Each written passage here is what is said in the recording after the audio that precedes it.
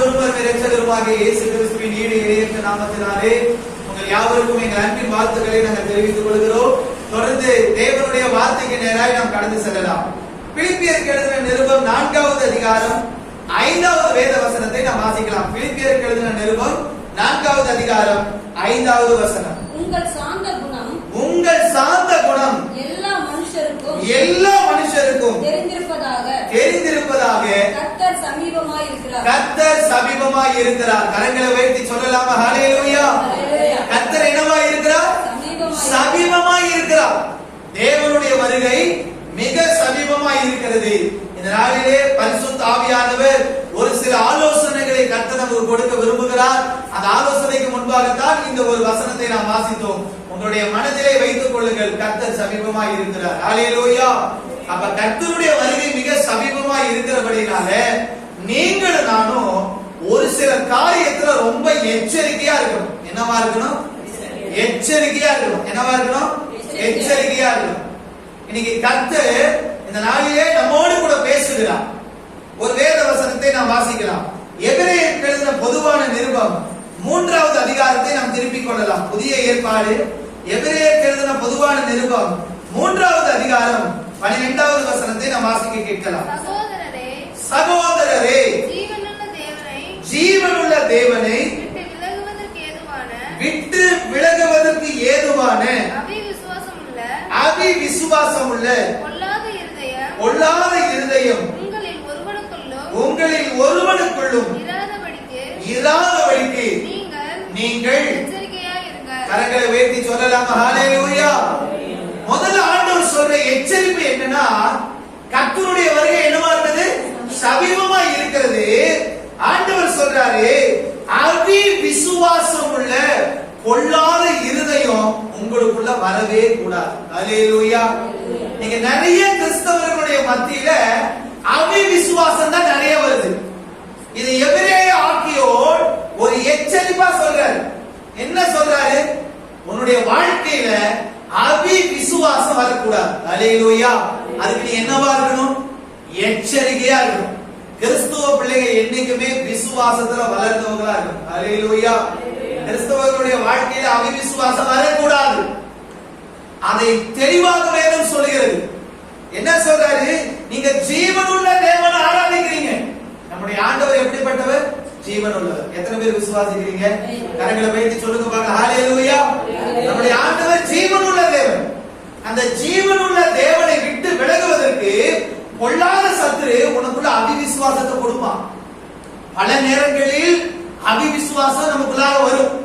நடக்குமோ நடக்காது, இப்படி ஆகுமோ அப்படி ஆகுமோ. ஆனா பைபிள் சொல்லுகிறது, அவிசுவாசம் உள்ள பொல்லாத இருதயம் நாம் ஒருவருக்குள்ளும் இல்லாதபடிக்கு எச்சரிக்கையா இருக்கும். ஹல்லேலூயா. முதல் எச்சரிப்பு என்ன எச்சரிப்பு? அவிசுவாசம் வரக்கூடாது. அவிசுவாசம் நமக்குள்ளார என்ன பண்ணக்கூடாது? வரக்கூடாது. ஜாக்கிரதையா இருக்கணும். கர்த்தருடைய வருகை சமீபமாய் இருக்குது. ஒரு வேத வசனத்தை வாசிங்க. மார்க்குக்கு எழுதின சுவிசேஷத்தினுடைய புத்தகம் 9வது அதிகாரத்தை எடுத்துக்கொள்ளலாம். புதிய ஏற்பாடு மார்க்குக்கு எழுதின சுவிசேஷத்தினுடைய புத்தகம் 9வது அதிகாரம் 24வது வசனத்தை வாசிங்க. உடனே பிள்ளையின் தகப்பன் விசுவாசிக்கிறேன் ஆண்டவரே,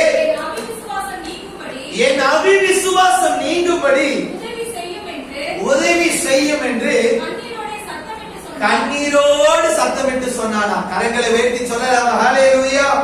இந்த சம்பவம் எல்லாத்துக்கும் தெரியும். ஒரு மனிதனுடைய மகன் என்ன பண்றாருன்னா, அவருக்குள்ள ஒரு பிசாசுடைய போராட்டம். இவர் என்ன பண்றாரு? ஆண்டவருடைய சீசர்கள் இடத்துல கொண்டு வர்றாரு. இந்த சீசர்களால என்ன பண்ண முடியல? அந்த பிசாசை துரத்த முடியல. உடனே இவர் ஆண்டவருக்கு வந்து சொல்றாரு, ஆண்டவரே, சீசர்கள் இடத்துல மகனை கூட்டிட்டு வந்த அந்த பிசாசை துரத்த முடியல. இது எப்படியாவது என் மகனை காப்பாத்துங்க ஆண்டவரே, என் மகனை காப்பாத்துங்க ஆண்டவரே, உங்களால முடியும், உங்களால முடியும் அப்படின்னு சொல்றான். ஆண்டவர் கேட்கிறாரு, நீ விசுவாசிக்க கூடுமானால் அது அப்படியே ஆகும். ஹல்லேலூயா. ஆண்டவர் சொல்ற, நீ விசுவாசிக்கிறியா? அப்ப அவன் வெளிப்படையான ஒரு ஸ்டேட்மெண்ட் சொல்றான். ஆண்டவரே, எனக்குள்ள அவிசுவாசம் தான் ஆண்டவரே இருக்குது. எனக்குள்ள என்ன இல்ல? விசுவாசம் இல்ல ஆண்டவரே. இந்த அவிவிசுவாசம் என்னை விட்டு நீங்கும்படி செய்யும் என்று கண்ணீரோடு தேவனை நோக்கி ஜெபித்தாங்க. ஹல்லேலூயா. பல நேரங்களில் நம்முடைய வாழ்க்கையில அவிவிசுவாசம் வரும். உடனே தேவ சமூகத்துக்கு போய் உட்கார்ந்து உங்களை தாழ்த்துங்க. ஆண்டவரே, எனக்குள்ளே அவிவிசுவாசம் வருது ஆண்டவரே, இந்த அவிவிசுவாசம் என்னை நீங்கும்படி செய்யும் ஆண்டவரே என்று சொல்லி நீங்கள் கண்ணீரோடு ஜெபிப்பீர்கள் என்று சொன்னார் கர்த்தர் உங்களுக்கு விசுவாசத்தை கொடுப்பார். ஹல்லேலூயா. ஆண்டவர் கேட்கிறாரு, இவனுக்கு என்ன பிரச்சனை, ஏன் இவனுடைய வாழ்க்கையில இவ்வளவு போராட்டம் சொல்லும் பொழுது அவர் சொல்ற வசனத்தை வாசிங்க. 21வது வசனத்தை வாசிங்க. அவர் அவருடைய தகப்பனை நோக்கி, இது இவனுக்கு உண்டாகி எவ்வளவு காலமாயிற்று என்று கேட்டார். அதற்கு அவன், சிறுவயது முதற்கொண்டே உண்டாயிருக்கிறது. அவனுடைய பலவீனம் சின்ன வயதில இருந்தே இருக்குதுன்னு சொல்றாரு. அடுத்த வசனம், இவனை கொல்லும்படிக்கு அது அநேக தரம் தீயிலும் தண்ணீரிலும் தள்ளிற்று. எப்படியாவது இந்த அசுத்த ஆவி இந்த பையனை கொல்லணும். அதுக்கு அடிக்கடி என்ன பண்ணிருக்காமா, தீயிலும் தண்ணீரிலும் போய் என்ன பண்ணிருமாமா. ஏன்னா ஒருத்தர் நல்லா நிக்கிறாருங்க, திடீர்னு போய் ஒருத்தர் நெருப்புல வச்சுக்கோங்க, உடம்பு எப்படிங்க இருக்கும்? சமையல் செய்யற நீங்க ஒரு சின்ன ஒரு கடுகு இப்படி அந்த இது பட்டுச்சுன்னா கொப்பளிக்குமா கொப்பளிக்காதா? அந்த எரிச்சல் எவ்வளவு தூரம் இருக்கும். ஆனா இந்த மகனுக்கு சரீரம் ஃபுல்லா காயுது. ஏன்னா அடிக்கடி நெருப்புல போய் என்ன பண்ணிடுறான், விழுந்துறான். ஒரு தண்ணி தொட்டி இருக்க டபக்கு போய் விழுந்தானே மண்டை கட்டாய உடையுமா உடையாதா? அடிக்கடி இவனை நெருப்புலையும் தண்ணீரிலையும் போய் அசுத்தாவை என்ன பண்ணுது, இவனை தள்ளி விடுகிறது. அவ கேட்கிற ஸ்டேட்மெண்ட் பாருங்க, உங்களால ஏதாவது செய்ய முடியும்னா எனக்கு கொஞ்சம் என்ன பண்ணுங்க, இறக்கம் காட்டுவரே. என் பையனை பார்த்தா எனக்கு ரொம்ப வேதனையா இருக்கு. என் பையனை பார்த்தா எனக்கு என்னவா இருக்குது, ரொம்ப வேதனையா இருக்குது. அவன் அடிக்கடி நெருப்புல போய் விழுந்து உடம்பெல்லாம் அந்த சூட்டோட கொப்பளத்தோட பார்க்கும் பொழுது எனக்கு என்னவா இருக்குது, வேதனையா இருக்குது ஆண்டவரே. எங்களுக்கு மனது இறங்கி எங்களுக்கு உதவி செய்ய வேண்டும் என்று கேட்டார். ஹல்லேலூயா.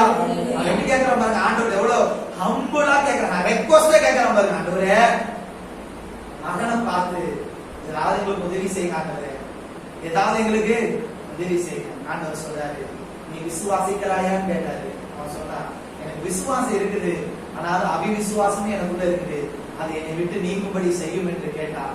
கர்த்தர் அவனுடைய ஜெபத்தை கேட்டு அந்த பிள்ளையை உயிரோடு காப்பாற்றினார். ஹல்லேலூயா. எச்சரிக்கையா இருக்கணும். அவிவிசுவாசம் நமக்குள்ள வரக்கூடாது. இத்தனை வருஷம் கிறிஸ்தவங்களா இருக்கிறோம் என்று சொன்னால் விசுவாசத்திலே அந்த அளவுக்கு நீங்க என்ன பண்ணி இருக்கணும், வளர்ந்து இருக்கணும். கரங்களை உயர்த்தி சொல்லலாம், ஹல்லேலூயா. அவிவிசுவாசம் உங்க வாழ்க்கையில வரக்கூடாது. அவிவிசுவாசம் உள்ள பொல்லாத இருதயம் நம்மிடத்தில் வராதபடிக்கு நம்ம என்னவா இருக்கணும், எச்சரிக்கையா இருக்கணும். நீங்க ஆண்டவர் சொல்ற சத்தியமே எச்சரிக்கையா இரு. எதனால நாங்க எச்சரிக்கையா இருக்கணும்? முதல் காரியம், அவிவிசுவாசம் வராதபடிக்கு நீ என்னவா இரு, எச்சரிக்கையா இரு. கரங்களை உயர்த்தி சொல்லலாம், ஹல்லேலூயா. இரண்டாவது ஒரு காரியத்தை நாம் வாசிக்கலாம். அதை எபிரேயருக்கு எழுதின பொதுவான நிருபம் 12வது அதிகாரம் 25வது வசனத்தை நாம் வாசிக்கலாம். எபிரேயருக்கு எழுதின பொதுவான நிருபம் 12வது அதிகாரம் 25வது வசனம். பேசுகிறவருக்கு நீங்கள் செவி கொடுக்க மாட்டோம் என்று விலகாதபடி எச்சரிக்கையா இருங்கள். கரங்களை உயர்த்தி சொல்லலாம், ஹல்லேலூயா. கர்த்தர் பேசும்போது நம்ம கேட்கணும். கர்த்தர் பேசுகிறதை கேட்காமல் நம் விலகாதபடிக்கு என்னவா இருக்கணும், எச்சரிக்கையா இருக்கணும். கர்த்தர் பல நேரங்களில் நம்மோடு கூட கர்த்தர் பேசுகிறார். ஹல்லேலூயா. வேத வசனத்தின் மூலமாக பேசுகிறார், தரிசனத்தில் பேசுகிறார், சொப்பனத்தில் பேசுகிறார், ஊழியக்காரர் மூலமாக பேசுகிறார், விசுவாச பிள்ளைகள் மூலமாக. கர்த்தர் யார் மூலமா வேணா நம்ம கூட பேசுறார். பல நேரங்களில் நமக்கு காது கேட்க மாட்டேங்குது. பல நேரங்கள் நம்ம காது என்ன பண்ண மாட்டேங்குது. ஆண்டவர் வெளிப்படுத்தின விசேஷத்தை வாசி பாத்தீங்கன்னா 7 திருச்சபைகள் சொல்லும்போது சொல்லுவாரு, காது உள்ளவன் கேட்க கடவுள். காது உள்ளவன் யாருக்கு கர்த்தர் 2 காது கொடுத்திருக்கிறார்? 2 காது கொடுத்தா அவர் அல்லேலூயா சொல்லுங்க. அல்லேலூயா. என்ன சொல்றாரு பாருங்க, பேசுகிறவருக்கு நீங்கள் செவி கொடுக்க மாட்டோம் என்று விலகாதபடிக்கு என்னவாயிருங்கள், எச்சரிக்கையாயிருங்கள். அப்படியே தொடர்ந்து வாசிங்க. ஏனெனில் பூமியிலே பேசினவருக்கு செவி கொடுக்க மாட்டோம்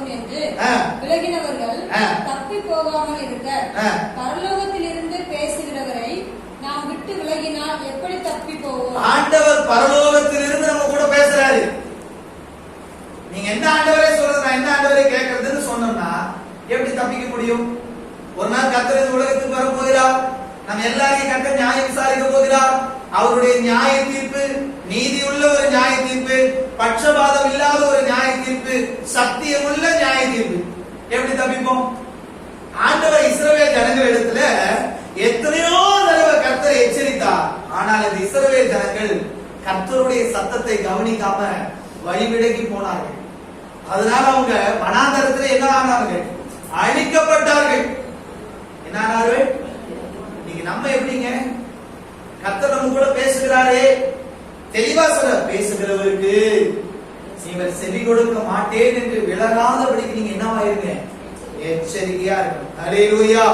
தேவன் பேசும் பொழுது நம்ம கவனிக்காம இருந்தோம்னா முன்னிலைமையை காட்டிலும் பின்னிலைமை அதிக கேடுள்ளதா இருக்கும். ஜாக்கிரதை, எச்சரிக்கையா இருங்க. என்னவா இருங்க? ஒரு வசனத்தை வாசிக்கிறீங்களா? சகரியாவிற்கு எழுதின தீர்க்க தரிசனத்தினுடைய புஸ்தகம் 7வது அதிகாரத்தை எடுத்துக் கொள்ளுங்கள். சகரியாவிற்கு எழுதின தீர்க்க தரிசனத்தினுடைய புஸ்தகம் 7வது அதிகாரம் 10வது வசனத்திலிருந்து வாசிங்க. விதவையையும் திக்கற்ற பிள்ளையையும் பரதேசியையும் சிறுமையானவனையும் ஒடுக்காமலும் உங்களில் ஒருவனும் தன் சகோதரனுக்கு விரோதமாய் தன்னுடைய இருதயத்தில் தீங்கு நினையாமலும் இருங்கள் என்றார். ஆண்டவர் என்ன சொல்றாரு? விதவைகள், திக்கற்ற பிள்ளைகள், பரதேசிகள், சிறுமையானவனை ஒடுக்காதீங்கடா, அவனை ஏமாத்தாதீங்கடா, அவனுக்கு விரோதமா செயல்படாதீங்க, உன் சகோதரனுக்கு விரோதமா நீ தீங்கு நினைக்காத அப்படின்னு சொல்லிட்டு 11வது வசனத்தை சொல்லுங்க. கவனிக்க மனதில்லாமல் என்ன பண்ணாங்க? கவனிக்க ஆண்டவர் தெளிவா சொல்றார். விதவையை ஒடுக்காத, திக்கற்றவர்களை ஒடுக்காத, பரதேசிகளை ஒடுக்காத, சகோதரனுக்கு தீங்கு செய்யாதன்னு சொல்லி கர்த்தர் பேசினார். ஆனால் ஜனங்களோ கவனிக்க மனதில்லாமல். பல நேரங்களில் நீங்கள் நானும் கூட கர்த்தருடைய வார்த்தைக்கு கவனிக்கிறதுக்கு என்ன இல்ல, சொன்னா சொல்லிட்டு போறாரு. அவருக்கு என்ன, அவர் என்ன வீட்டுல இருக்க கோபத்தையெல்லாம் கொண்டு வந்து சபையில வச்சு நின்று நம்மகிட்ட விட்டு காத்து அவருக்கு என்ன நீங்க நினைக்கலாம். ஆனா பல நேரங்களில் அது தப்பா போயிடும். சில நேரத்தில் கர்த்தர் கூட பேசலாம். அல்லேலூயா. சில நேரத்தில் கர்த்தர் கூட என்ன பண்ணலாம்? பேசலாம். ஆண்டவர் அவ்வளவு தூரம் சொல்லியும் இவங்களுக்கு கவனிக்கிறதுக்கு என்ன இல்லையாமா? மனசு இல்லாமல் அடுத்து தங்கள் தோலை முரட்டுத்தனமாய் விலக்கி கேளாதபடிக்கு தங்கள் செவிகளை அடைத்துக் கொண்டார்கள். கேட்க கூடாதபடிக்கு தங்களுடைய செவிகளை என்ன பண்ணாங்களாமா? ஆண்டவருக்கு எவ்வளவு வேதனை கொடுத்திருக்கும் கொஞ்சம் யோசிச்சு பாருங்க. அவ்வளவு தூரம் கர்த்தர் சொல்லியும் கூட கேட்க மாட்டாண்டவரே அப்படின்னு சொல்லிட்டு தங்களுடைய செவியை என்ன பண்ணிட்டாங்களாமா? அடைத்து கொண்டார்களாமா? நீங்களும் நானும் அப்படி இருக்கக்கூடாது. ஹல்லேலூயா. கர்த்தர் சொன்னால் உடனே கேட்கணும். கேட்பதற்கு தான் கர்த்தர் காதுகளை கொடுத்திருக்கிறார். ஹல்லேலூயா. இந்த ஜனங்கள் ஆண்டவருடைய சத்தத்தை கேட்க கூடாதபடி தங்களுடைய செவிகளை என்ன பண்ணிட்டாங்க? அடைத்துக் கொண்டார்கள். 12வது வசனத்தை வாசிங்க. சேனைகளின் கர்த்தர் நம்முடைய ஆவியின் மூலமாய் முந்தின தீர்க்கதரிசிகளை கொண்டு சொல்லி அனுப்பின வார்த்தைகளையும் கேளாதபடிக்கு தங்கள் இருதயத்தை வைராக்கியமாக்கினார்கள். தங்களுடைய இருதயத்தை என்னவா வச்சிட்டாங்களாமா? வைராக்கியமா வச்சிட்டாங்களாமா. நீ என்னடா சொல்றடா? வைரமாக்கினார்கள். யோசிச்சு பாருங்க. ஆண்டவர் எவ்வளவோ காரியங்களை தீர்க்கதரிசிகள் மூலமாய் சொல்லியும் கூட இந்த ஜனங்கள் தேவனுடைய சத்தத்திற்கு செவி கொடுக்கவில்லை. இஸ்ரவேல் ஜனங்களைப் போல நீங்களும் நானும் இருக்கக்கூடாது. ஹல்லேலூயா. ஆண்டவர் சொல்றார். இப்ப என்ன சொல்றாரு? ஆகையால் மகா கடுங்கோபம் சேனைகளின் கர்த்தரிடத்தில் இருந்து உண்டாயிற்று. கர்த்தர் கோபம் வருமா வராதா? நீங்க ஒண்ணு இல்ல, உங்க பிள்ளைங்க விளையாடிட்டு இருக்கிறாங்க. நீங்க என்ன சொல்றீங்க? அப்பா அந்த பொருளை எடுத்துட்டு வான்னு கூப்பிட்டுட்டே இருக்கீங்க. உங்க பிள்ளை நீங்க கூப்பிடுறத கேக்குது, ஆனா அந்த வேலையை செய்ய மாட்டேங்குது. உங்களுக்கு கோபம் வருமா வராதா? உடனே என்ன பண்ணுவீங்க? நான் தானே கூப்பிட்டு இருக்கிறேன். இதே மாதிரிதான் பல நேரங்களில் கர்த்தர் நம்மோடு கூட பேசியும் நம்ம ஆண்டவருடைய வார்த்தைக்கு செவி கொடுக்காம செவியை அடைத்துக் கொண்டோம் என்று சொன்னால் கர்த்தருக்கு கடும் கோபம் வரும். அல்லேலூயா. கடும் கோபத்திற்கு நீங்களும் நானும் ஆளாக கூடாது. கரங்களை வேண்டி சொல்லலாம். அல்லேலூயா.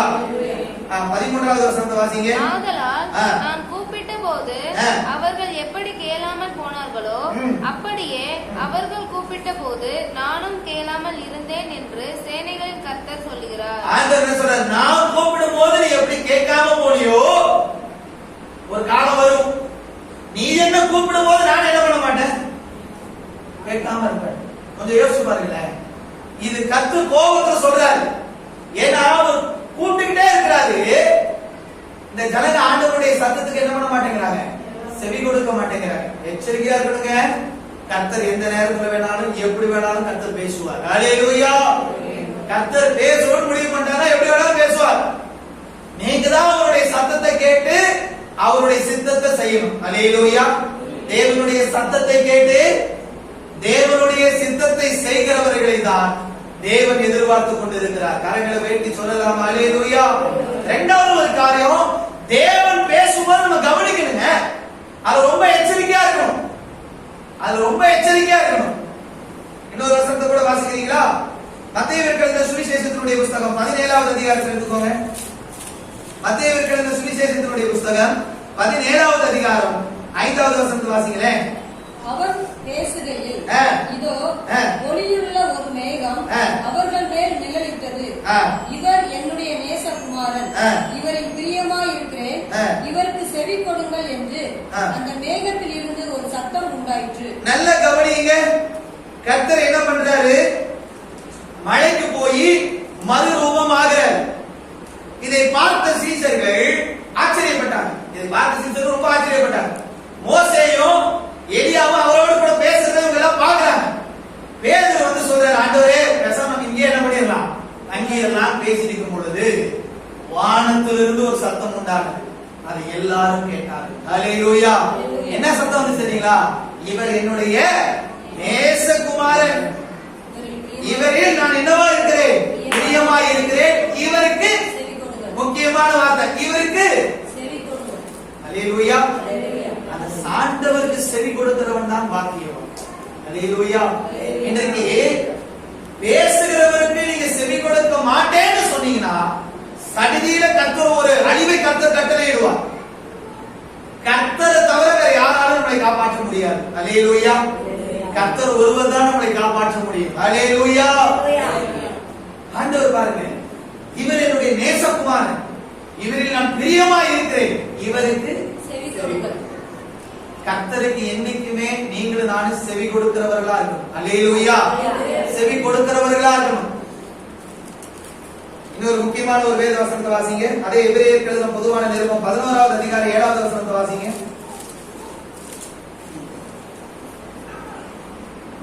விசுவாசத்தினாலே நோவா தற்காலத்திலே காணாதவைகளை குறித்து, நல்ல கவனிங்க, விசுவாசத்தினாலே நோவா தற்காலத்திலே காணாதவைகளை குறித்து தேவ எச்சரிப்பு பெற்று தேவனுடைய எச்சரிப்பை பெற்றார் நோவா. ஹல்லேலூயா.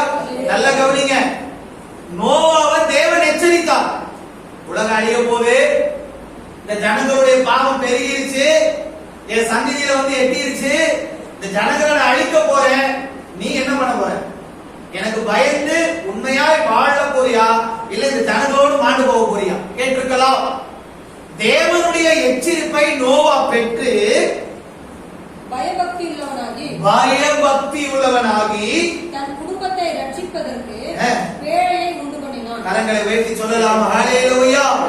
தேவ எச்சரிப்பை பெற்ற உடனே இவனுக்குள்ள பயபக்தி வந்துருச்சு. யாருக்குள்ளார? நோவாக்குள்ளார. தேவ எச்சரிப்பு உங்க வாழ்க்கையில கடந்து வருகிறது என்று சொன்னால் நீங்கள் மாறணும். அதுதான் தேவ சித்தம். நீங்கள் அழிந்து போவது தேவனுடைய சித்தம் அல்ல, நீங்கள் வாழ்வதே தேவனுடைய சித்தம். கரங்களை வைத்து சொல்லலாம். ஹல்லேலூயா. நோவா கிட்ட கர்த்தர் தெளிவா பேசுறார். உலகத்தை அழிக்க போறேன், உனக்கு நான் எச்சரிப்பு கொடுத்துட்டேன், நீ என்ன பண்ற? உடனே நோவா என்ன பண்ணார் தெரியுங்களா? தன் குடும்பத்தை ரட்சிப்பதற்காக வேலையை உண்டு பண்ணினார். ஹல்லேலூயா. தான் மட்டும் ரட்சிக்கப்படல, தன் குடும்பத்தார் அனைவரையும் சேர்த்து கட்டாயம் நோவா எச்சரிப்பை சொல்லியிருப்பாரு. தன் குடும்பத்தாரோடு உட்கார்ந்து என்ன பண்ணியிருப்பாரு? சொல்லியிருப்பாரு. நோவாவினுடைய எல்லா நபர்களும் காப்பாற்றப்பட்டார்கள். ஹல்லேலூயா. செவி கொடுத்ததுனால தான் என்ன பண்ணாங்க? காப்பாற்றப்பட்டார்கள். செவி சாய்க்கலனா அவர் ஆயிருப்பாங்க, ஆண்டு போயிருப்பாங்க. ஹல்லேலூயா. பல நேரங்களில் கர்த்தர் தேவ எச்சரிப்பை நமக்கு கொடுக்கிறார் என்று சொன்னார், உங்களையும் என்னையும் காப்பாற்றுவதற்கு தான். ஹல்லேலூயா, ஹல்லேலூயா. ரெண்டு காரியம் சொல்லிட்டேன். எதுல ரொம்ப எச்சரிக்கையா இருக்கு தெரியுமா? அவிசுவாசம் நம்முடைய வாழ்க்கையில வராதபடிக்கு எச்சரிக்கையா இருக்கணும். ரெண்டாவது எதுல தெரியுமா ரொம்ப எச்சரிக்கையா இருக்கணும்? கர்த்தர் பேசும்போது கவனிக்கணும். கர்த்தர் பேசும்போது நம்ம என்ன பண்ணணும்? கவனிக்கணும். கர்த்தர் பேசுகிறத விட்டு விலகி போகாதபடிக்கு நம்ம ரொம்ப எச்சரிக்கையா இருக்கணும். அல்லேலூயா. நான் மறுபடியும் சொல்லுகிறேன், நம் ஆண்டவர் பேசுகிற தெய்வம். அல்லேலூயா. அவர் பேசுகிறவர். ஆண்டவர் சொன்னார், இவருக்கு செவி கொடுங்கள் என்று சொன்னார், கேட்கணும். ரெண்டு காரியம் சொல்லிட்டேனா? மூன்றாவது ஒரு காரியத்தை நாம் வாசிக்கலாம். யோசுவாவுக்கு எழுதின புத்தகம் 6வது அதிகாரத்தை எடுத்துக்கொள்ளலாம். 18வது வசனத்தை வாசிக்கலாம். யோசுவா 6வது அதிகாரம் 18வது வசனம்.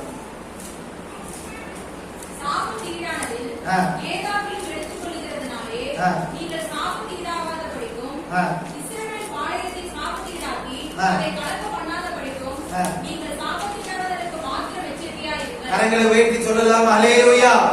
மூணாவது எச்சரிக்கை என்ன தெரியுமா?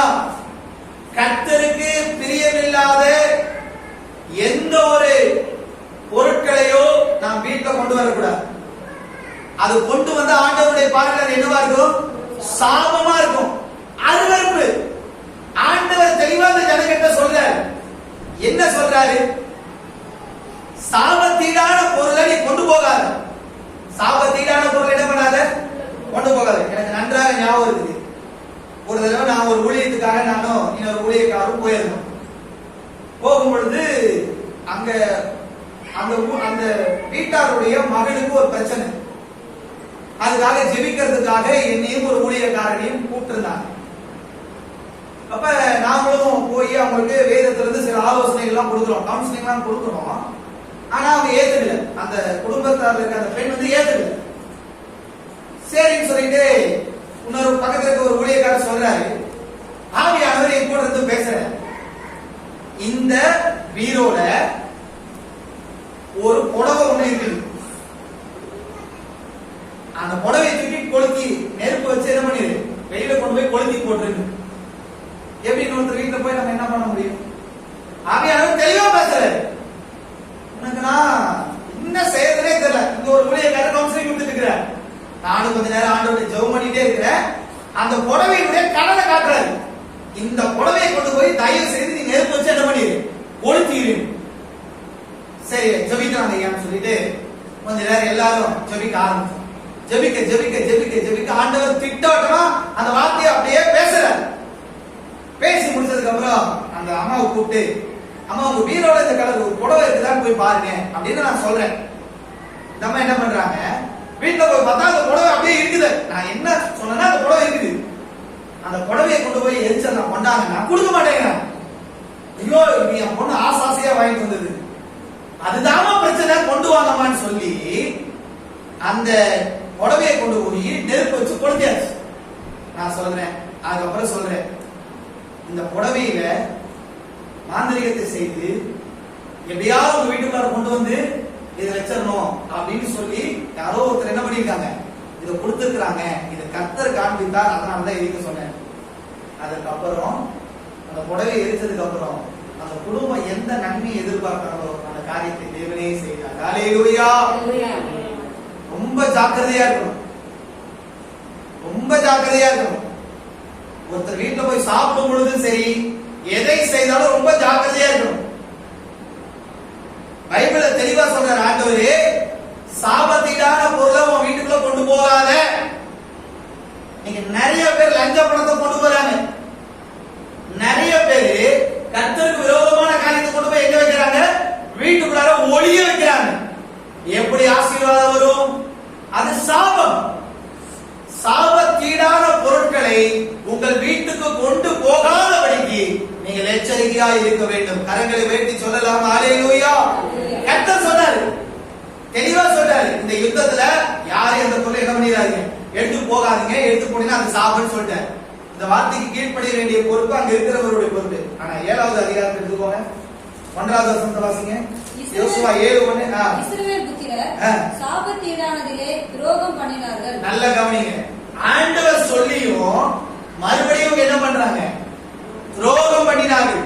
சாபத்தீடானதிலே கர்த்தருக்கு என்ன செய்தார்கள்? துரோகம் செய்தார்கள். எப்படியெனில் யூதா கோத்திரத்து சேராவுடைய குமாரனாகிய சப்தியின் மகன் கர்மிக்கு பிறந்த ஆகான் என்பவன் சாபத்தீடானதிலே சிலதை எடுத்துக்கொண்டான். சாபத்தீடானதிலே சிலதை ஆண்டவருக்கு முன்னாடி என்ன சொன்னாரு? சாபத்தீடானதை எடுக்காதங்கிறார். இவன் என்ன பண்றான்? சாபத்தீடானதை சிலதை எடுத்துக்கொண்டான். ஆகையால் இஸ்ரவேல் புத்திரர் மேல் கர்த்தருடைய கோபம் உண்டது. கரங்களை உயர்த்தி சொல்லலாம் ஹல்லேலூயா. இஸ்ரவேல் புத்திரர் மேல கர்த்தருக்கு என்ன வந்துருச்சு? கோபம் வந்துச்சு. அவ்வளவு தூரம் சொல்லியும் இவன் சாபத்தீடானதை எடுக்கிறானேன்னு சொல்லி கர்த்தருக்கு என்ன வந்துருச்சு? கோபம் வந்துருச்சு. இப்ப இந்த சம்பவத்துல வாசிச்சு பாத்தீங்கன்னா ஆண்டவர் தான் இவர்கிட்ட சொல்லுவார், யுத்தத்துக்கு போங்க, வெட்டியை கொடுக்கிறேன்னு. ஆனா இவங்க சாபத்தீடான பொருளை எடுத்து வைத்ததுனால இவங்க யுத்தத்துல தோத்துட்டாங்க.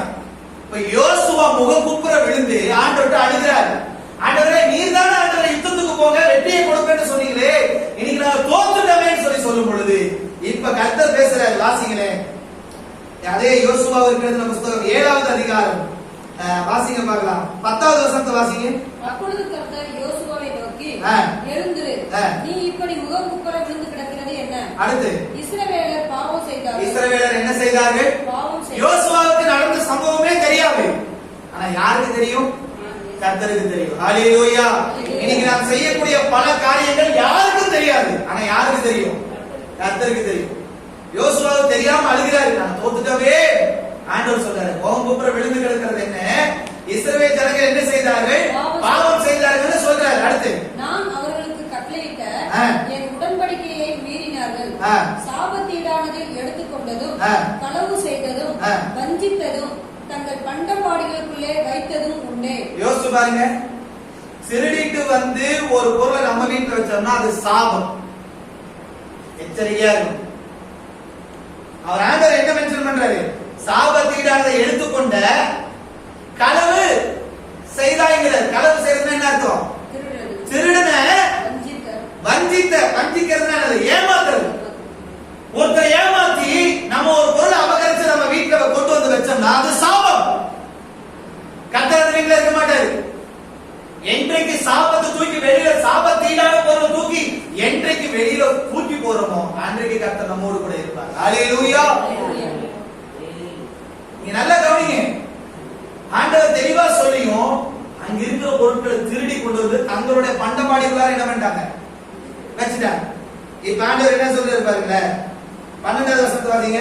ஆதலால் இஸ்ரவேல் புத்திரர் தங்கள் சத்துருக்களுக்கு முன்பாக நிற்க கூடாமல் தங்கள் சத்துருக்களுக்கு முதுகை காட்டினார்கள். அவர்கள் சாபத்தீடானார்கள்.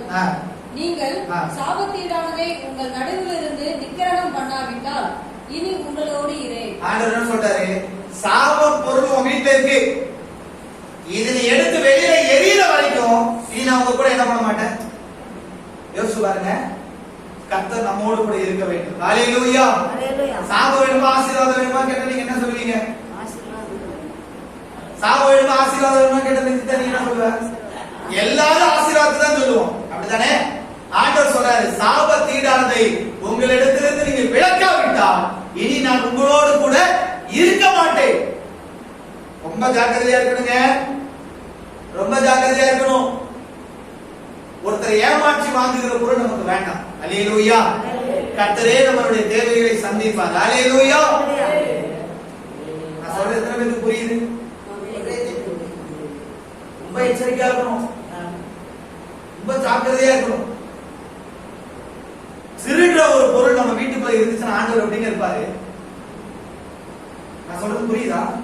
ஆண்டவர் சொல்றாரு, நீங்க களவு செய்தீங்க, ஏமாத்துனீங்க, அதெல்லாம் கொண்டதும் பண்டபாடிக்குள்ளார நீ வச்சிருக்கிற, இதெல்லாம் நீ தூக்கி போடாத வரைக்கும் நான் உங்க கூட என்ன பண்ண மாட்டேன், இருக்க மாட்டேன் அப்படின்னு சொல்லிட்டு 14வது வசனத்தை வாசிங்க. 13வது வசனத்தை வாசிங்க. எழுந்திரு, ஜனங்களை பரிசுத்தம் பண்ணி சொல்ல வேண்டியது என்னவென்றால், நாளைய தினத்துக்கு உங்களை பரிசுத்தம் பண்ணிக் கொள்ளுங்கள். இஸ்ரவேலரே, சாபத்தீடானது உங்கள் நடுவே இருக்கிறது. சாபத்தீடானது உங்கள் நடுவே இருக்கிறது. நீங்கள் சாபத்தீடானதை உங்கள் நடுவிலிருந்து விலக்காது இருக்கும் மட்டும், நீங்க சாபத்தீடான பொருட்களை உங்களிலிருந்து நீங்கள் விலக்காத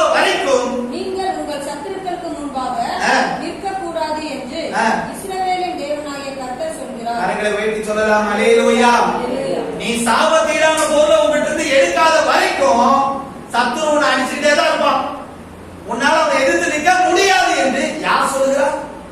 இஸ்ரவேலின் தேவனாகிய கர்த்தர் சொல்லுகிறார். போய் உட்கார்ந்து அனலைஸ் பண்ணி பாருங்க. நம்மளுடைய சரீரத்தை அனலைஸ் பண்ணி பாருங்க. தேவனுக்கு பிரியமில்லாத ஏதாவது ஒன்று நம்முடைய வாழ்க்கையில் இருக்கும் என்று சொன்னார், இன்றைக்கு ஆண்டவருக்கு ஒப்பு கொடுங்க. கர்த்தர் உங்களுக்கு கிருபையை கொடுப்பார். ஹல்லேலூயா. நான் சொல்றது புரிஞ்சுச்சா? 3 காரியம் சொல்லிட்டேன். முதல் காரியம் எச்சரிக்கையா இருக்கணும். எதுல எச்சரிக்கையா இருக்கணும்? அவிவிசுவாசம் நம்ம வாழ்க்கையில வராதபடிக்கு என்னவா இருக்கணும்? அப்ப அவிவிசுவாசம் வரக்கூடாதுன்னா உங்களுக்குள்ள என்ன இருக்கணும்? விசுவாசம் இருக்கணும். ஹல்லேலூயா. இரண்டாவது, தேவன் பேசும்போது நம்ம கவனிக்கணும். கவனிக்காம என்ன பண்ணக்கூடாது? இருக்கக்கூடாது. மூணாவது, சாபத்தீடான பொருட்களோ காரியங்களோ இல்ல அடுத்தவர்களை ஏமாற்றின எந்த ஒரு செயல்களோ நம்மளுடைய வாழ்க்கையில் இருக்கக்கூடாது. அல்லேலூயா. இதெல்லாம் பற்றி நம்ம என்னவா இருக்கணும்? எச்சரிக்கையா. ஒரு வசனத்தை வாசிங்க. உபாகமம் 13வது அதிகாரத்தை எடுத்துக்கோங்க. உபாகமம் 13வது அதிகாரம் 17வது வசனத்தை வாசிங்க. சபிக்கப்பட்ட பொருளில் ஒன்றும் உன் கையில் இருக்க வேண்டாம். ஆண்டவர் என்ன சொல்றாரு? சபிக்கப்பட்ட ஒரு பொருள் கூட என்னவா இருக்க கூடாது? கையிலே இருக்க கூடாதுங்கிறாரு. வீட்டுல இருக்கலாமா? கையிலே வச்சிருக்காருங்கிற. சபிக்கப்பட்ட ஒரு பொருட்கள் கூட நம்ம கையில என்ன பண்ணக்கூடாது? ஏமாற்றி வாங்கின திருடின எந்த ஒரு இது கூட நம்ம கையில இருக்க கூடாதுன்னு கர்த்தர் சொல்லுகிறார். அல்லேலூயா. இந்த வசனத்தை வாசிக்கிறீங்களா? நீதிமொழிகள் 3வது அதிகாரம் 33வது வசனத்தை வாசிங்க. நீதிமொழிகள் 3:33. துன்மார்க்கனுடைய வீட்டில் கர்த்தரின் சாபம் இருக்கிறது. நல்லா கவனிச்சுக்கோங்க. நீங்க கர்த்தருக்கு பிரியமில்லாத காரியங்களை நீங்கள் செய்யும் பொழுது, கர்த்தருக்கு பிரியமில்லாத பொருட்களை உங்கள் வீட்டுக்குள்ளே கொண்டு வரும் பொழுது கர்த்தருடைய சாபம் உங்களுடைய வீட்டில் இருக்கும். அல்லேலூயா. ஆனா அடுத்த வார்த்தை சொல்றாரு, நீதிமானுடைய வாசஸ்தலத்தையோ ஆசீர்வதிக்கிறார். அல்லேலூயா. நீங்க உட்கார்ந்து ஜெபம் பண்ணுங்க. ஆண்டவரே, தேவையில்லாத பொருட்கள் ஏதாவது என் வீட்டுல இருக்குமே என்று சொன்னார், அது எல்லாத்தையும் எடுத்து நான் நிக்கரகம் பண்ணுகிறேன், நீங்க என் கூட இருங்க ஆண்டவரேன்னு சொல்லுங்க. கர்த்தர் கட்டாயம் உங்களோடு கூட இருப்பார். அல்லேலூயா. நான் 3 காரியங்களை சொல்லி இருக்கிறேன். முதல் காரியம், அவிவிசுவாசம் நம்முடைய வாழ்க்கையில இருக்கக்கூடாது. எச்சரிக்கையா இருக்கணும். என்னவா இருக்கணும்? எச்சரிக்கையா இருப்பீங்களா? யார் யாரெல்லாம் இருப்பீங்க? கரங்களை உயர்த்தி சொல்லுங்க பார்க்கலாம். அல்லேலூயா. இரண்டாவது ஒரு காரியம், ஆண்டவர் பேசும்போது கவனிக்கணும். ஆண்டவர் யார் மூலமா வேணாலும் என்ன பண்ணுவாரு? பேசுவார். ரொம்ப எச்சரிக்கையா இருக்கும். மூணாவது ஒரு காரியம், தேவனுக்கு பிரியமில்லாத எந்த ஒரு பொருளோ நம்மளுடைய கையிலேயோ நம்மளுடைய குடும்பத்திலேயோ இருக்கக்கூடாது. எச்சரிக்கையா இருக்கணும். கடைசியாக ஒரு காரியம், ரோமருக்கு எழுதின நிருபம் 16வது அதிகாரம் 17வது வசனத்தை வாசிங்க. ரோமர் 16வது அதிகாரம் 17வது வசனம். அன்றியும் சகோதரரே, நீங்கள் கற்றுக்கொண்ட உபதேசத்திற்கு விரோதமாய் பிரிவினைகளையும் இடரல்களையும் உண்டாக்குகிறவர்களை குறித்து எச்சரிக்கையாய் இருந்து அவர்களை விட்டு விலக வேண்டும் என்று அப்போஸ்தலனாகிய பவுல் தெளிவா சொல்றார். என்ன சொல்றாரு? நீங்கள் கற்றுக்கொண்ட உபதேசத்திற்கு விரோதமாய் எந்த ஒரு காரியங்கள் வந்தாலோ அவங்களை விட்டு நீ விலகு, நீ எச்சரிக்கையா இருந்துக்கோ. ஹல்லேலூயா. தவறான உபதேசத்தை குறித்து எச்சரிக்கையா இருங்க. இன்னைக்கு தேசத்துல கள்ள உபதேசங்கள் பெருகிருச்சு. எச்சரிக்கையா இருக்கணும். ஹல்லேலூயா. நீங்கள் கற்றுக்கொண்ட உபதேசத்திலே நிலைத்திருங்கள். ஹல்லேலூயா. நீங்க நிறைய மாறிடுச்சுங்க. நீங்க சத்தியத்தை விட்டுட்டா அற்புதத்தை அடையாளத்தை முடிச்சுக்கிறாங்க ஜனங்க. நம்மளுடைய ஜனங்களும் அப்படிதான் இருக்கிறாங்க. நான் வேதம் சொல்லுகிறது, சத்தியத்தை அறிவீர்கள், சத்தியம் உங்களை விடுதலையாக்கும். அல்லேலூயா. சத்தியம் தான் உங்களை விடுதலையாக்கும். தவறான உபதேசத்தை குறித்து ரொம்ப எச்சரிக்கையா இருக்கும். நீங்க நிறைய சொல்றாங்க. இன்னைக்கு வேதத்துல சொல்லப்படாத பாஷைகளை குறித்து எல்லாம் பேசுறாங்க. யுத்த பாஷைன்னு ஒரு பாஷை இருக்குதாமா. என்ன பாஷை? யுத்த பாஷை. எனக்கு தெரிஞ்ச வரைக்கும் யுத்த பாஷைங்கிறது நான் பார்த்ததில்ல. சத்துருக்கு எதிர்த்து நிக்கணும்னா நீங்க யுத்த பாஷையை கத்துக்கணும். ட்ரைனிங். இதெல்லாம் தப்பான உபதேசங்க. வேதத்துல சொல்லப்படாத உபதேசத்துக்கு நம்ம செவி சாய்க்க கூடாது. ஒரு வார்த்தை கூட்டவும் கூடாது, ஒரு வார்த்தை குறைக்கவும் கூடாது. ஹல்லேலூயா. நான்காவது காரியம், தவறான உபதேசத்துக்கு நீங்க ரொம்ப ஜாக்கிரதையா இருக்கணும். தவறான உபதேசத்துக்கு என்னவா இருக்கணும்? ஜாக்கிரதையா இருக்கணும். ஒரு வசனத்தை வாசிக்கிறீங்களா? அப்போஸ்தலர் 15வது அதிகாரத்தை எடுத்துக்கோங்க. அப்போஸ்தலர் நடவடிக்கைகள் 15வது அதிகாரம் 1வது வசனத்தை வாசிங்க. 15வது அதிகாரம் 1வது வசனம். சிலர் யூதேயரிலிருந்து வந்து, நீங்கள் மோசேயினுடைய முறைமையின்படியே விருத்தசேதனம் அடையாவிட்டால் ரட்சிக்கப்பட மாட்டீர்கள் என்று சகோதரருக்கு போதகம் பண்ணினார்கள். எப்படி உபதேசம் பாருங்க. யூதர்கள் என்ன சொல்றாங்க? விருத்தசேதனம் அடையல நீ என்ன பண்ண மாட்ட, ரட்சிக்கப்பட மாட்டாங்க அப்படின்னு சொல்லி போதகம் பண்றாங்க. நிறைய கள்ள உபதேசம் வந்துருச்சு. அதே அப்போஸ்தலர் 15வது அதிகாரம் 24வது வசனத்தை வாசிங்க. எங்களால் கட்டளை பெறாத சிலர் எங்களிடத்திலிருந்து புறப்பட்டு நீங்கள் விருத்த சேதனம் அடைய வேண்டும் என்றும் நியாயப்பிரமாணத்தை கைக்கொள்ள வேண்டும் என்றும் சொல்லி இப்படிப்பட்ட வார்த்தைகளால் உங்களை கலக்கி உங்கள் ஆத்துமாக்களை புரட்டினார்கள் என்று நாங்கள் கேள்விப்பட்டபடியினாலே. நல்ல கவனிங்க, இது ஒரு பெரிய இஷ்யூ ஆயிடுச்சு. இது உடனே என்ன பண்றாங்க? அப்போஸ்தலர்கிட்ட கொண்டு போயிட்டாங்க. இப்படி எல்லாம் வந்து பண்றாங்க, நீங்க வந்து விருத்த சேதனம் பண்ணாதான் என்ன பண்ணுவீங்க, ரட்சிக்கப்படுவீங்கன்னு சொல்லி சொல்றாங்க அப்படின்னு சொன்ன உடனே அங்க இருந்து ஒரு நிருபம் வருது. நாங்கெல்லாம் சொல்லவே இல்ல, எங்களிடத்தில் கட்டளை பெறாத நிறைய பேர் வந்து என்ன பண்றாங்க, வசனத்தை சொல்லி உங்களை ஏமாத்துறாங்க அப்படின்னு சொல்றாங்க. அப்படிங்க ஞானஸ்தானம் எடுத்தாதான் பரலோகத்துக்கு போக முடியுமா, ஞானஸ்தானம் எடுக்காமே பரலோகத்துக்கு போடாமேன்னு சொல்லி நிறைய பேர் தவறான உபதேசத்தை போதிக்கிறார்கள். நீங்கள் தான் எச்சரிக்கையா இருக்க வேண்டும். ஹல்லேலூயா. இயேசு ஞானஸ்தானம் எடுத்தாரா எடுக்கலையா? இயேசுனாலே ஞானஸ்தானம் எடுத்தாரா? நம்ம ஞானஸ்தானம் எடுக்க கூடாதுன்னு சொல்றது எப்படி? கரெக்டா நான் சொல்றது? கோடிட்டு காட்டுவாங்க.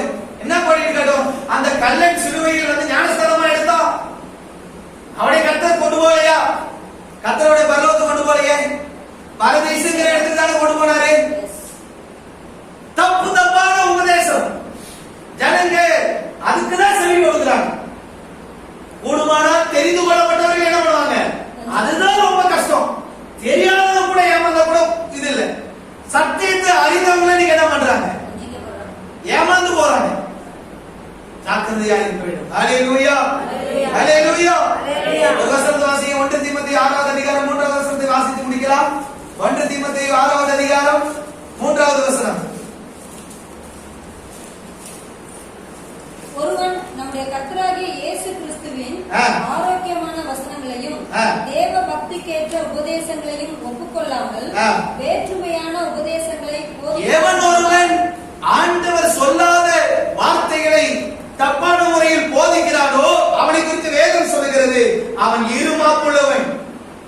ஒண்ணுமே அவனுக்கு தெரியாது. தெரிஞ்சுட்டு பேசுறது வேற, தெரியாம பேசுறது வேற. இன்னைக்கு எப்படி உபதேசம் வந்துருச்சுன்னா, ஒண்ணுமே தெரியாம ஒரு வசனத்தை முடிச்சுட்டு பேசுற நிறைய பேர் இருக்கிறான். பாவம் பெருகிற இடத்தில் கிருபை பெருகும். ஆகவே எல்லாரும் என்ன செய்யலாம், பாவம் செய்யலாம், கிருபை பெருகும்.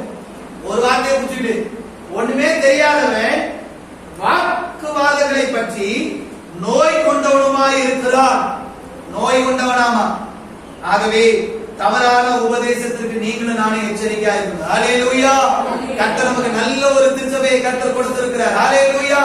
நல்ல ஆழமான சத்தியங்களை கற்றுக்கொள்ள கர்த்தர் கிருபையை கொடுத்திருக்கிறார். ஹல்லேலூயா. தவறான உபதேசத்திற்கு ரொம்ப என்னவா இருக்கணும், எச்சரிக்கையா இருக்கணும். 4 காரியங்களை சொல்லிட்டேன். முதல் காரியம், நம்முடைய வாழ்க்கையில் அவிசுவாசம் வராதபடி எச்சரிக்கையா இருக்கணும். இரண்டாவது, ஆண்டவர் பேசும் பொழுது கவனிக்கணும். கவனிக்காம இருந்தோம்னா நம்முடைய வாழ்க்கையில ரொம்ப கஷ்டம். மூன்றாவது, தேவையில்லாத பொருட்களை நம்மளுடைய கையிலேயோ நம்மளுடைய வீட்டிலேயோ கொண்டு போகாதபடிக்கு எச்சரிக்கையா இருக்கணும். நான்காவது, தவறான உபதேசத்தை குறித்து எச்சரிக்கையா இருக்கணும். கர்த்தர் தாமே ஒவ்வொருவரையும் ஆசீர்வதிப்பாராக. எல்லாரும் எழுந்து நிற்கலாம். நாம் ஜெபித்து நாம் கடந்து செல்லலாம். எல்லாரும் கொஞ்ச நேரம் வாயில திறந்து ஸ்தோத்திரம் பண்ணுங்க பார்க்கலாம். இன்னைக்கு கர்த்தர் நல்ல ஒரு சத்தியத்தை நமக்கு கற்றுக் கொடுத்திருக்கிறார். கர்த்தருடைய வருகை சமீபமாய் இருக்கிறது, நீங்கள் எச்சரிக்கையாய் இருங்கள் என்று கர்த்தர் இந்த நாளிலே வேத வசனத்தின் மூலமாய் கர்த்தர் நம்மோடு கூட இடைப்பட்டிருக்கிறார். என் அன்பு தேவனுடைய பிள்ளைகளே, இந்த நல்ல நாளிலே கர்த்தருக்கு நன்றி சொல்லுங்க. ஆண்டவரே, இந்த காரியத்திலிருந்து நான் எச்சரிக்கையாய் இருக்க வேண்டும் என்று சொல்லி இந்த நாளிலே நீர் எங்களுக்கு கற்றுக் கொடுத்த அந்த மேலான கிருபைகளுக்காக மனதார தேவனை ஸ்தோத்திரிக்கிறேன். ஆண்டவரே எங்களுடைய வாழ்க்கையில் அவிசுவாசங்கள் வராதபடி நாங்கள் எச்சரிக்கையா இருக்க ஆண்டவரே. பேசுகிறவருக்கு செவி கொடுக்க மாட்டேன் என்று வழிவிலகி போகாதபடி நாங்கள் எச்சரிக்கையா இருக்க ஆண்டவரே. சாபத்தீடான பொருட்களை நாங்கள் வீட்டுக்குள்ளாரையோ கையிலேயோ கொண்டு வராதபடி எச்சரிக்கையா இருக்கும். தவறான உபதேசத்தை குறித்து நாங்கள் எச்சரிக்கையா இருக்க ஆண்டவரே. இன்னைக்கு எங்களை எச்சரித்து இருக்கிறீரப்பா. இந்த வார்த்தையின் பிரகாரமாகவே எங்களுடைய ஆவி ஆத்மா சரீரத்தை நாங்கள் ஒப்புக் கொடுக்கிறோம். நடத்துவீராக. இந்த தேவன் என்னென்றைக்கும் உள்ள சதா காலங்களிலும் நம்முடைய தேவன் மரணம் பரியந்தம் வரைக்கும் நடத்துகிற மேலான கிருபைகளுக்காக ஸ்தோத்திரங்களை ஏறெடுக்கிறோம். அந்த ஆராதனையை தொடக்கம் முதல் முடிவு வரை ஆலோசனை கர்த்தராக சபையின் தலைவராக இருந்து வழிநடத்தி கொடுத்த அந்த மேலான கிருபைகளுக்காக ஸ்தோத்திரங்களை ஏறெடுக்கிறோம். மீதமுள்ள நேரங்களை உடைய கருத்தில் ஒப்புக் கொடுக்கிறோம். பொறுப்பெடும் வழிநடத்தும் ஆசீர்வதி இயேசு கிறிஸ்துவின் மூலம் ஜெபிக்கிறோம் எங்கள் ஜீவனுள்ள நல்ல பிதாவே. ஆமென். எல்லாரும் சேர்ந்து சொல்லலாம். என் ஆத்துமாவே கர்த்தரை ஸ்தோத்திரி, என் உள்ளமே பரிசுத்த நாமத்தை ஸ்தோத்திரி. என் ஆத்துமாவே கர்த்தரை ஸ்தோத்திரி, கர்த்தர் செய்த சகல உபகாரங்களையும் மறவாதே. ஆமென். ஆண்டவராகிய இயேசு கிறிஸ்துவினுடைய கிருபையும் பிதாவாகிய தேவனுடைய அன்பும் பரிசுத்த ஆவியானவருடைய அன்யோன்யமும் ஐக்கியமும் சிநேகமும் ஆண்டவராகிய இயேசு கிறிஸ்துவின் வருகை மட்டும் நம் அனைவரோடு கூட இருப்பதாக. ஆமென். கரங்களை வைத்து சொல்லலாம். அல்லேலூயா, அல்லேலூயா, அல்லேலூயா.